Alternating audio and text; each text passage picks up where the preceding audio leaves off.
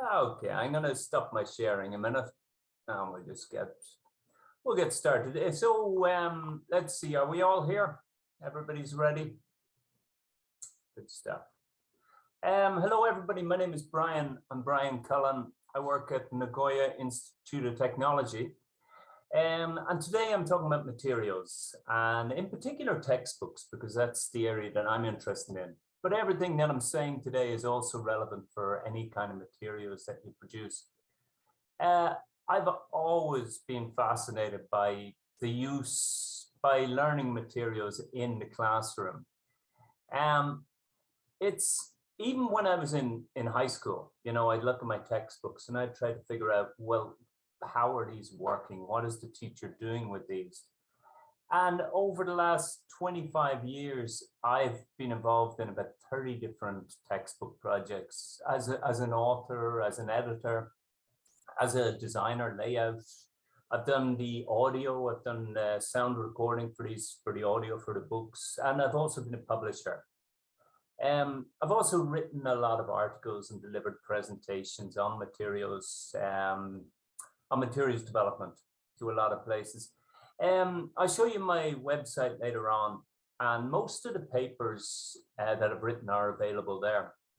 But today is really kind of a practical presentation. I've done this for a long time. I don't consider myself an expert in materials development by any means. It's just I've learned a lot of things along the way, and I've made a lot of mistakes, and hopefully some of the things that I've learned will be useful to you or will spark ideas in some of you today, and will give you perspectives.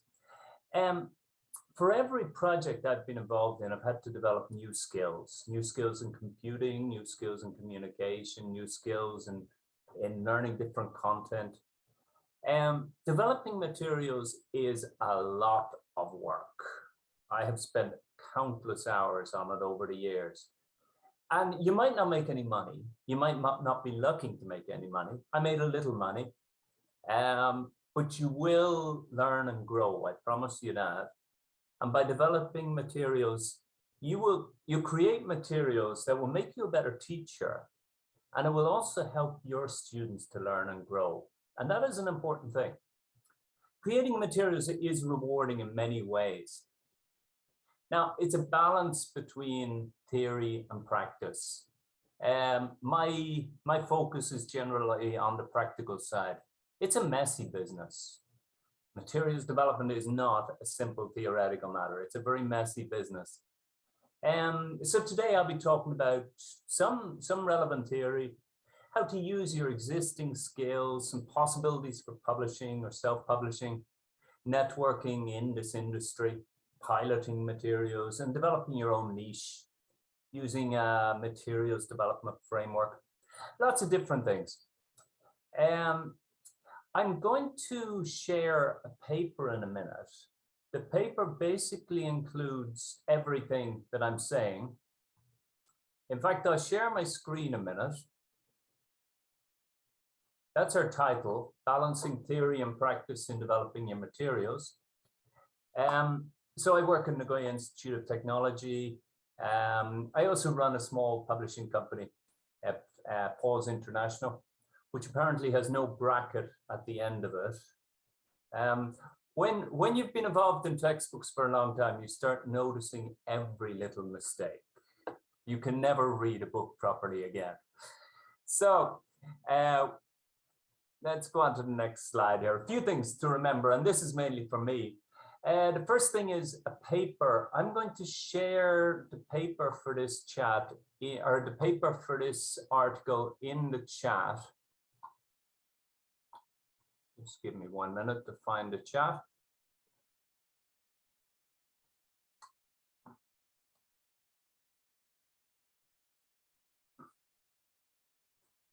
Stop sharing. Zoom can be very confusing sometimes. Okay, so hopefully you all got a file. Yep, thanks, Andy. Okay. So in that, it's a 16-page paper and we will not have time to cover everything in it. I got a bit carried away. I want to share everything, and I only shared one very small portion of the various things I've learned and the mistakes I've made. But we won't cover it all today, so you're welcome to read through it later, look at the follow-up links. The second thing is there's a website. It's research.briancullen.net. It has all the papers I refer to, all of my own. Third one is time is limited. I said that, so we won't cover everything. We will, on a few occasions, I will ask you to type your answers in the chat, or maybe we might do a breakout room just for a few minutes, because these are important topics. Materials development is an important thing, but you have to talk to other people. It's not just me talking to you. You have to think about it in your own context. Textbooks. Oh, just before I get started, I always forget to introduce textbooks. That's one of the first ones I produced many years ago, called Humanity and Technology. That's the 3rd edition. This one's relatively popular in the Chubu area. Scraps. That's one I wrote maybe 10 years, 15 years ago. These are some books on culture. There's Culture Through English 1 and 2. So you can get the idea of the kind of textbooks that I've been involved in. Some interesting ones, Adam Miller's Movie Time, lovely book. And some kind of off the wall ones. This one is Goal. It's all about goal setting. You can check them out on the website later if you're interested. The final point I have to remember is cats. I have 2 cats here in this room who may make an appearance at some point. My apologies if they do, but they're very cute, so you might enjoy it. So today, we're going to go through the paper, or parts of the paper that I just sent you, which we also have on the slideshow. Now, the slideshow, honestly, is not that important. It's just to guide us through the paper. So if you view it in side-by-side mode on your computer, you can see me, and then you can see a little of the slideshow too, and that'll be fine. So as we were saying, materials development, it is a balance between theory and practice.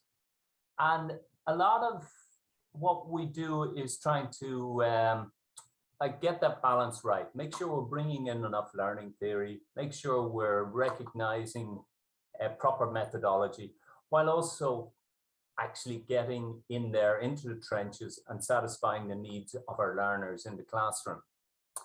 So let's start off with the basic things. Number 1, learning new things is useful.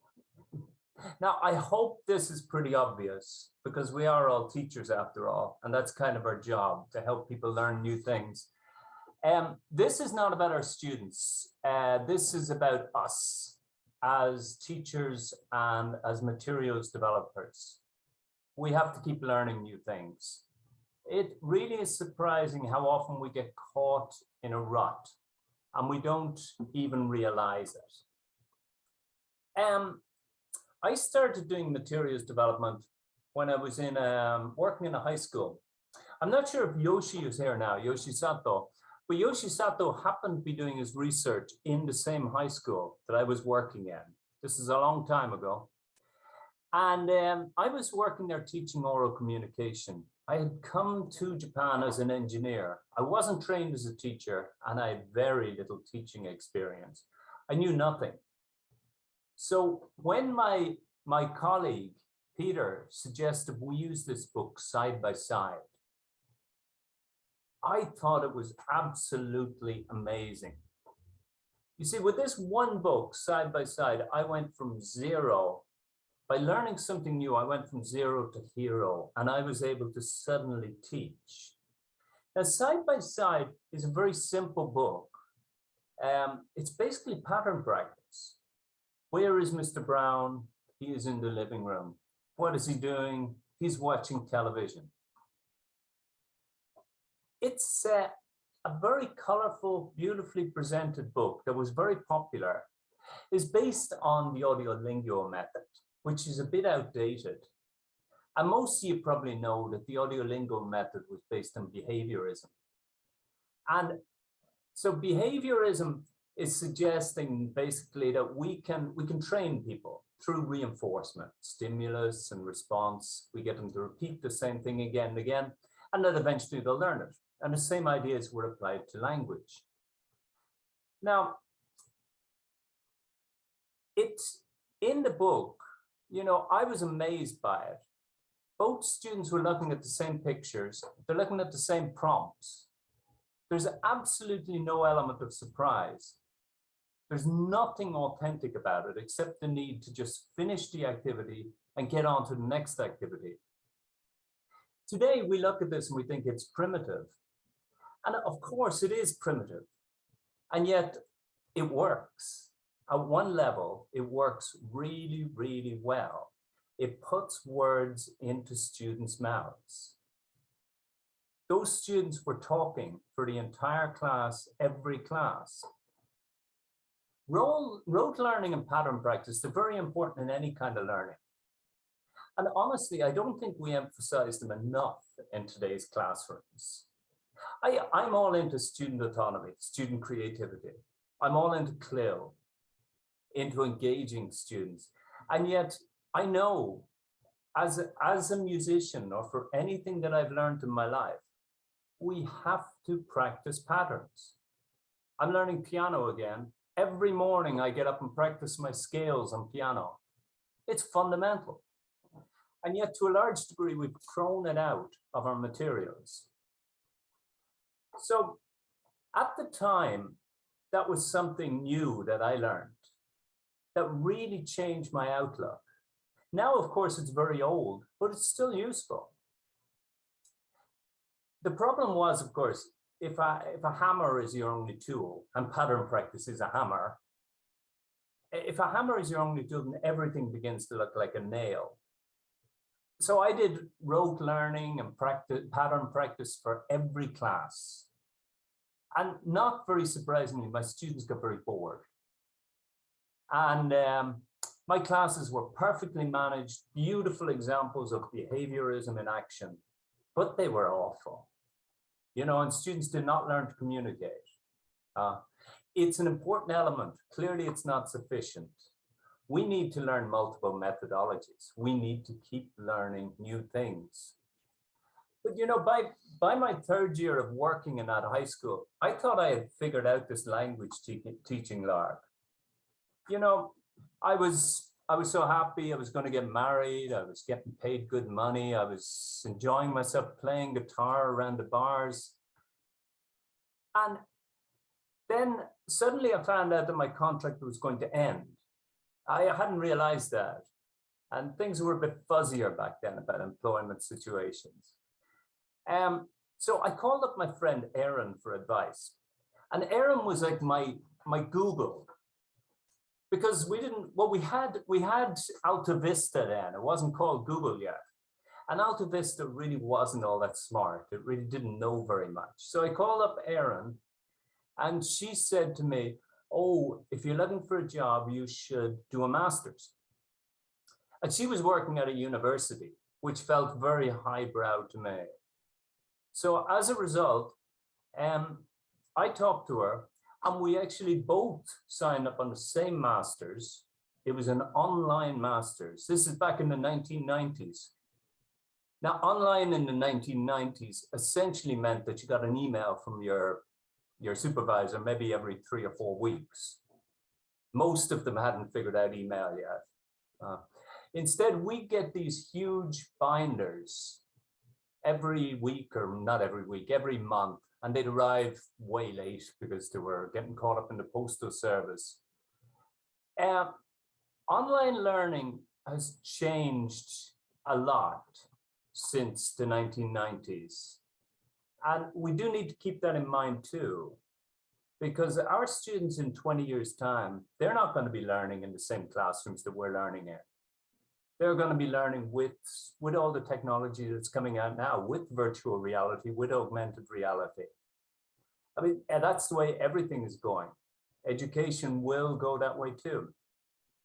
So just over my 20, 30 years experience in the business, I've seen so many changes, and we're going to see a lot more. We need to keep learning. So another example of something new I learned on my master's program was information gaps. Some of you smarter people may have heard of these. Information gaps, amazing. So information gaps introduced this unknown element into materials. Now, I thought I knew everything with side by side, with pattern practice. And then suddenly I realized there was more. That was the missing link, information gaps. So once I learned information gaps, when students asked about Mr. Brown and what he was doing, they didn't know the answer. And then they have to listen to the other student and hear the answer. So I thought this is true communication. And again, just learning that one little thing completely changed my understanding of language teaching and of communication. We have to keep learning. Let me show you a slide here.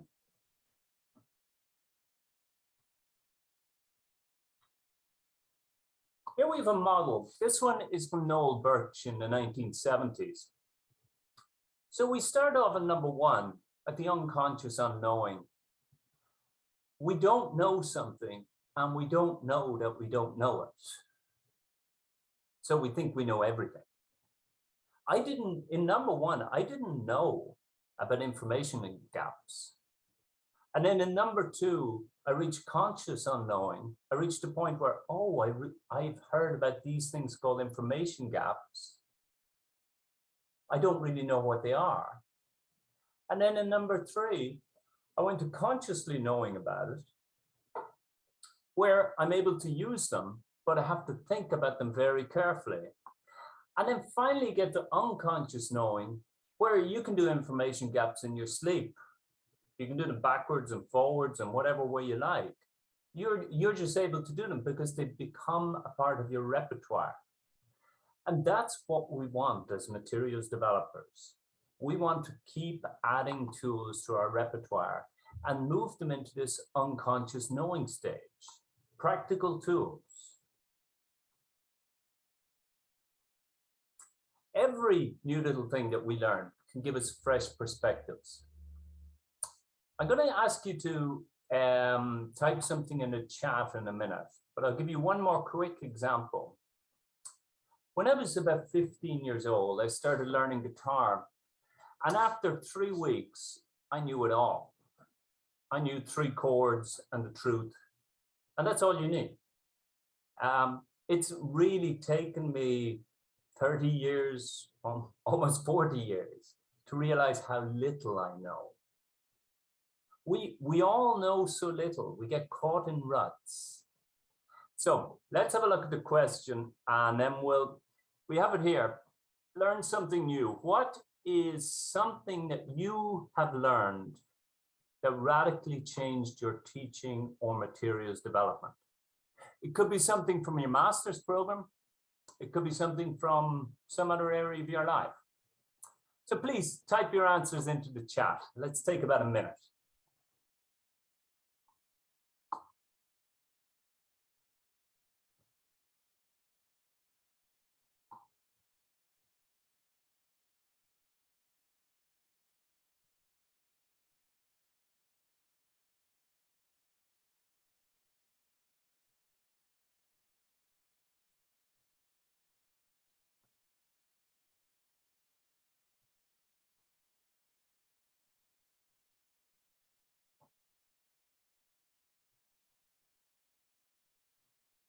Okay, I've just learned something new. I learned how to see the chat while I was screen sharing.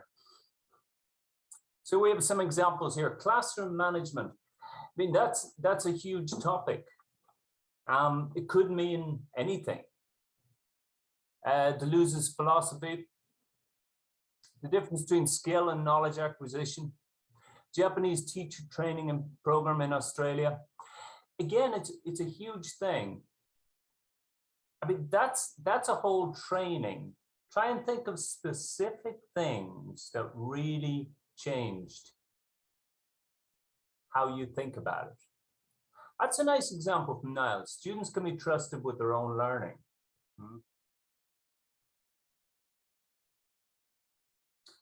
Nice one from Trevor. Realizing how difficult it must be for adult learners of a foreign language.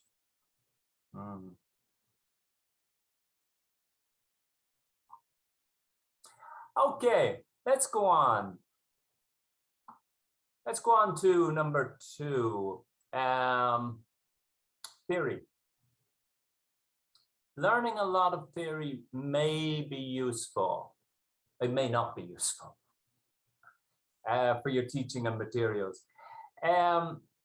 Probably most of you did a graduate program, a master's program.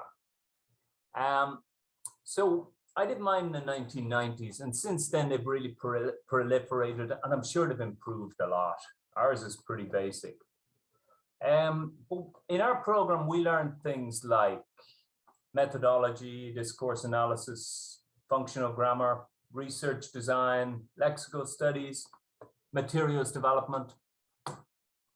Now, some of those were really useful right away.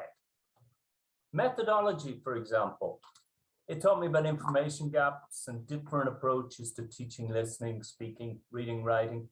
That's really practical stuff. A lot of the others were a bit less useful, even if they were interesting. Lexical studies fascinated me, and I learned all about word roots. I loved genre studies. That was part of discourse analysis. Learning about how texts hold together. Eventually, that proved to be very useful for me. Most of them have proved useful eventually in some way, except I think functional grammar. Functional grammar was terrible, and it was the very popular replacement of Chomskyan grammar in graduate courses at the time. I would have benefited a lot more by just a simple basic course in English grammar, so I knew the difference between the different past tenses. They're not all useful, but they do open up doors. And I've got the little image of the doors there. Eventually, they can help us to understand the literature. They can help us to spark ideas. They can give us new perspectives. In the area of materials development itself, theory, let's call it theory. Most materials development theory is not really theory. We do have accounts of materials development. For example, the books by Brian Tomlinson, wonderful books. He talks, these accounts of materials development, they bring in a bit of theory, but they're basically an account of how a teacher developed materials to meet the needs of a specific group of learners. Very useful. Needs Analysis and Curriculum Design, that's a book by Mumby. Mumby, that came out in 1981. It's full of lists of things that students should do or should be able to do. It's really complex.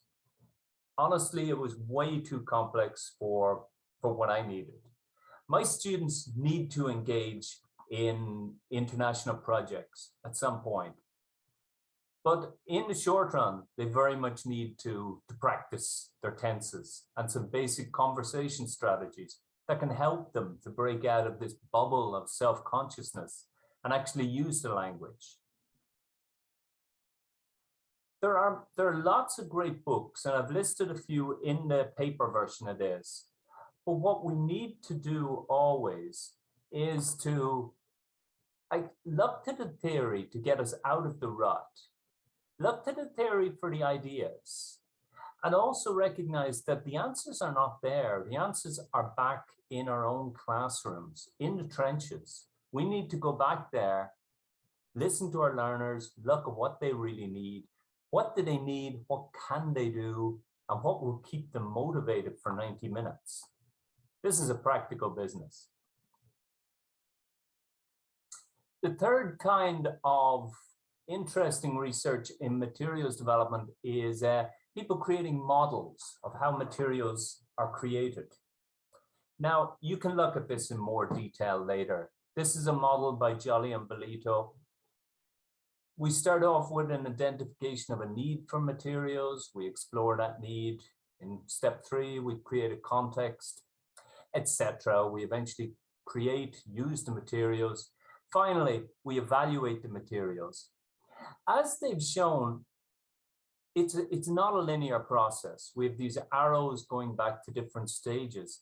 That is a pretty accurate representation of materials development. It's a messy, non-linear process. And we'll come back to that a little later.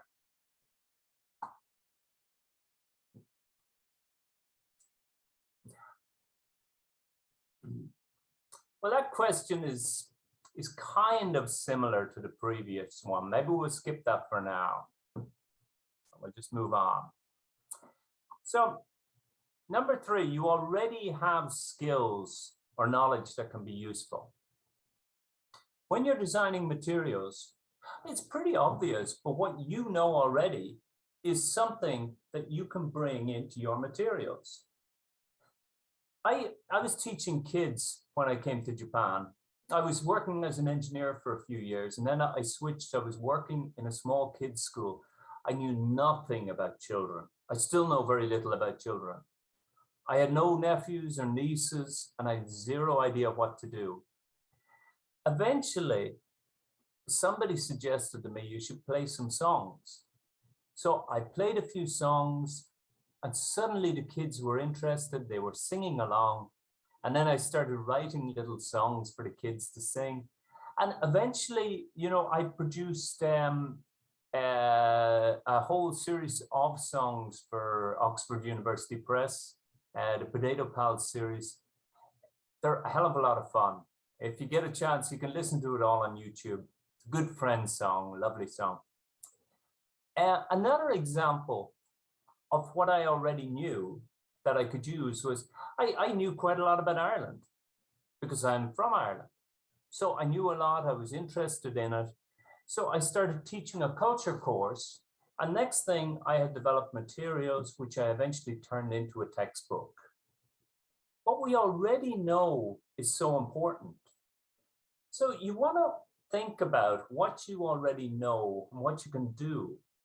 In marketing terms, we're talking about your unique selling point, something that only you can bring to developing materials.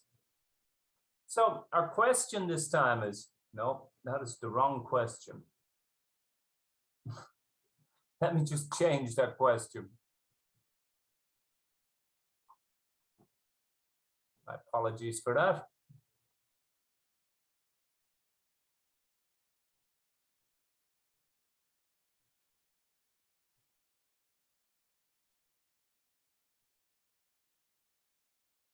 So just take 1 minute.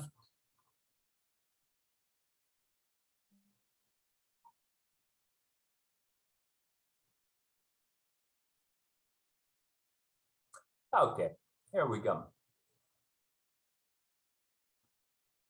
So the question is, what is something that you already know, or a skill, something you know or can do, which you could bring in some way to developing language learning materials, or as the content of language learning materials? Let's write our answers in the chat.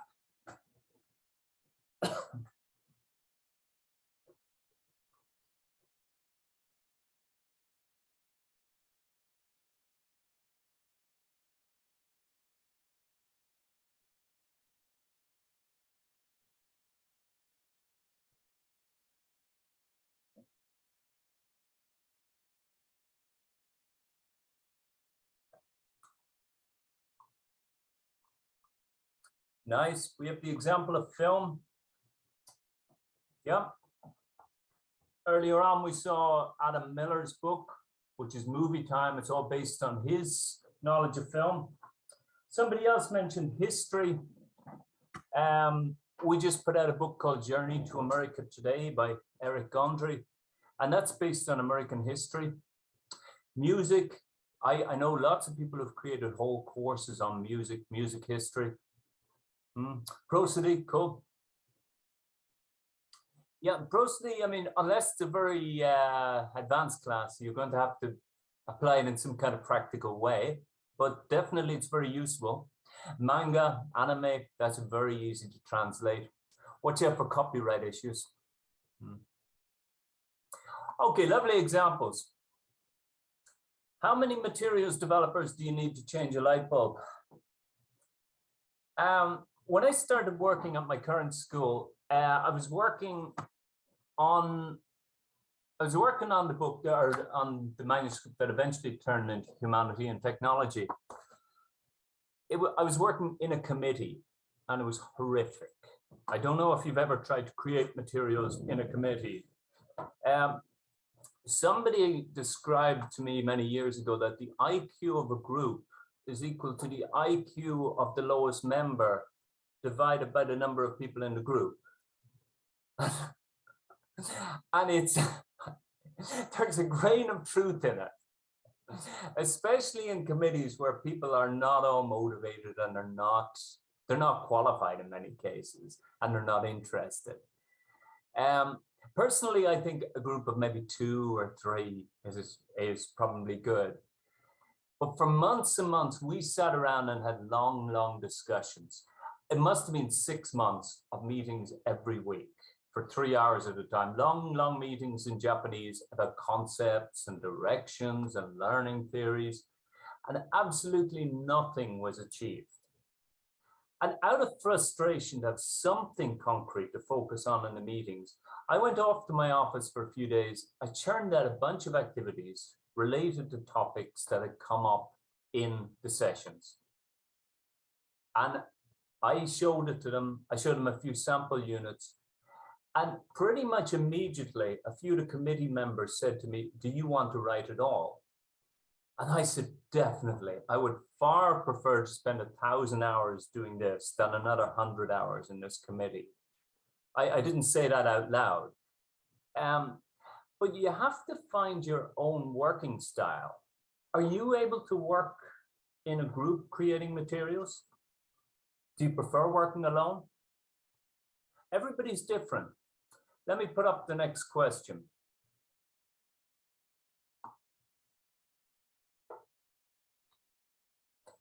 So what is your best working style? Do you like to work alone or with a small group or with a larger group? Do you like to work online or in person? Do you like having a cat in front of you out of there? Excuse me. Which produces better results?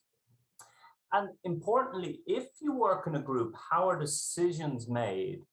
Is the workload shared equally?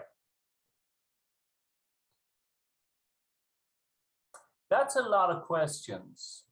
We don't actually have a lot of time today.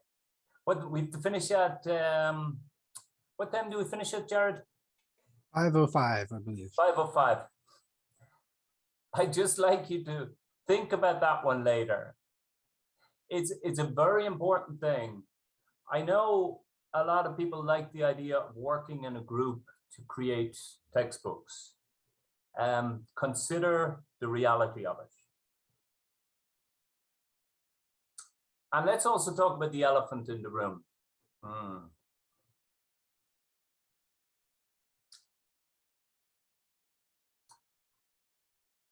You know, when I was writing that book in a committee or trying to write it, it's like that old story. You know the old story of the elephant, and there's 6 blind men, and they're all holding on to a different part of the elephant.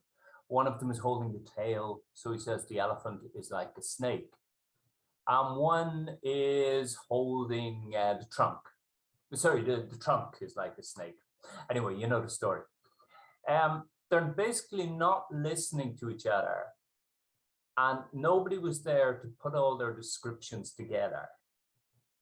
And a textbook can be a little bit like that. We have strands of grammar, vocabulary, texts, topics, functions, strategies, pronunciation, whatever your strands are. It is complex, putting them all together. Many textbooks will explicitly try to show these strands in the scope and sequence page at the beginning of the book. It's easy to show them the actual effective weaving together of those strands of recycling vocabulary, recycling strategies, all that. That is difficult. There is another story about an elephant. It's a joke, really, you know, the kids' joke. How do you eat an elephant? One bite at a time. And it is so true. I mean, even if you have your overall elephant, your vision of your book, you then have to break it down. You have to both see your elephant and eat your elephant. Some of you may be familiar with the Myers-Briggs personality test. One of the distinctions is between intuitors. Intuitors like to see the whole picture. They like to see the elephant. And sensors like to see the details. They tend to focus on the tail and on the trunk and on the feet. If you're designing materials for a textbook or for a whole course, you have to do both. You have to be both an intuitor and a sensor. You can think of this too in terms of top-down or bottom-up. So which is easier for you to see? Is it easier for you to see the whole elephant, to see the whole finished product? Or is it easier for you to come up with a bunch of activities and then sort of put them together and hope it coalesces into an elephant? Let's have a look at our next question.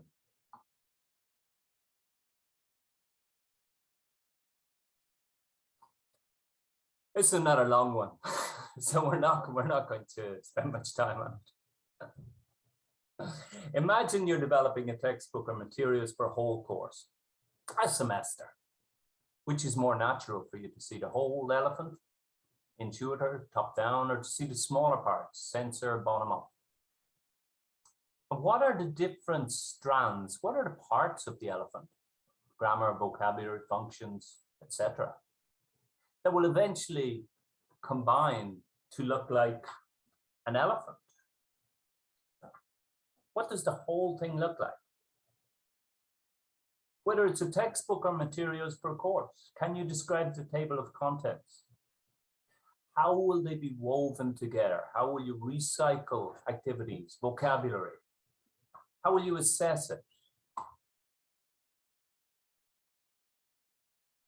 This is where it gets really interesting and also really messy. Materials development really makes you think about teaching and learning at a very deep level.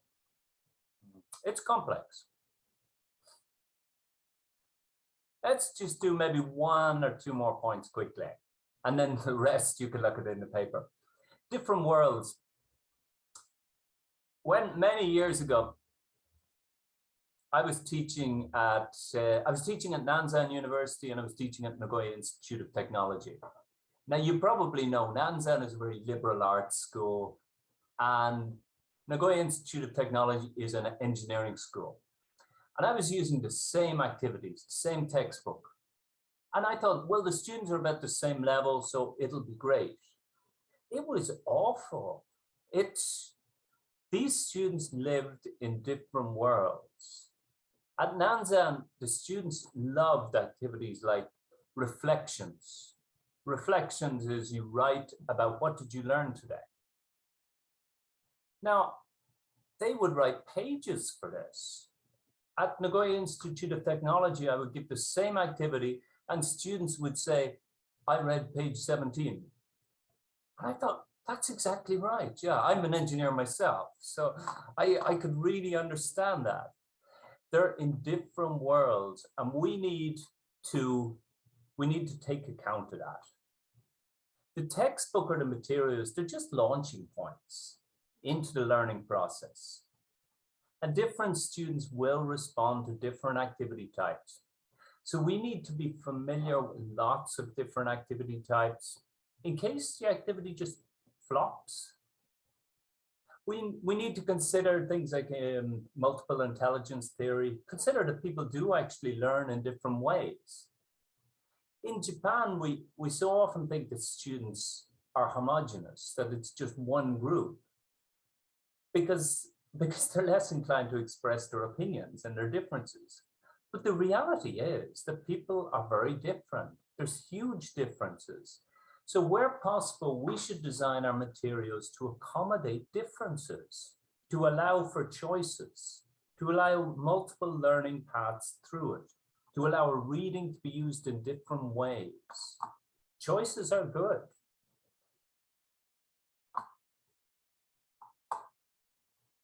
Okay, I'll give you one last quick question here.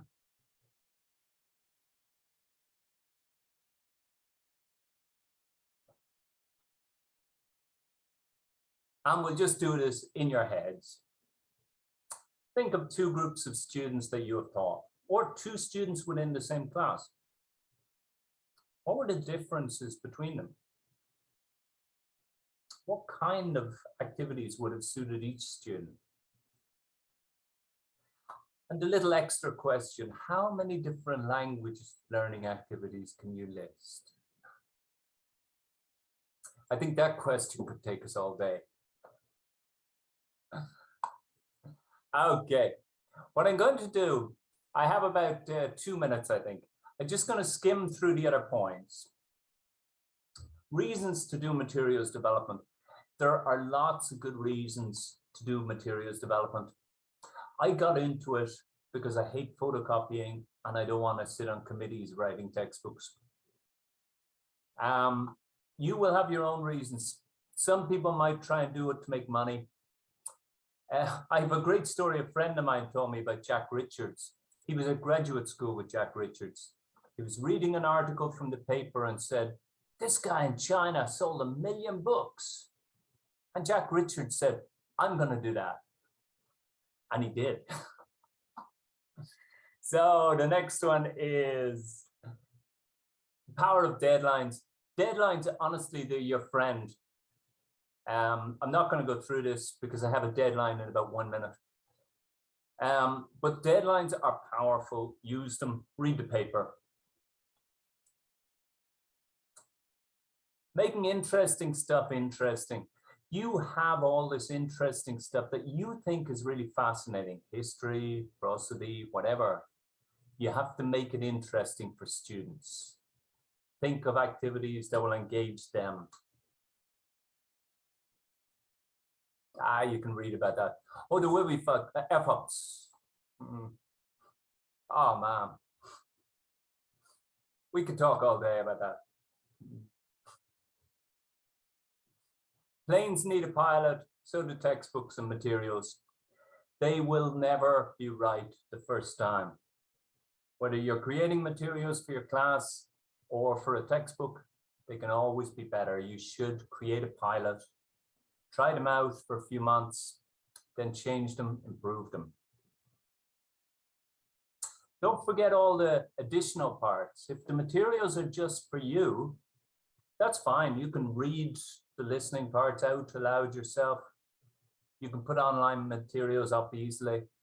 If you're making stuff for other people, you have to create all the extra materials, CDs, workbooks, online materials. It's huge. You can read about that in the paper. And that. Things have changed. Corona has changed everything. Technology has changed everything.